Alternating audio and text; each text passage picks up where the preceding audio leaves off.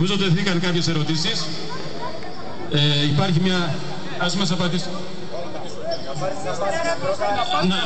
Λοιπόν, θα ήθελα πρώτα μια απάντηση από τον κύριο Σαγγελάρη τι γίνεται με την άδεια λειτουργίας της επιχειρήσεώς του και μετά να απαντήσει ο κύριος.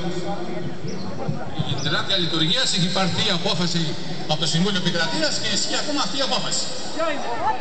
Ποια είναι? Υπεκφεύγεται τεχνοτρόπως η απόφαση. Εγώ σας απάντησα ότι ισχύει ακόμα η απόφαση του Συμβουλίου Επικρατείας. Όταν υπάρχει απόφαση μέχρι να οριστικοποιηθεί και να έρθει καινούργια. Απλώς αυτό λέω. Λοιπόν, απάντησε σε λίγο στο Συμβούλιο. Τι έγινε στα Μέγαρα?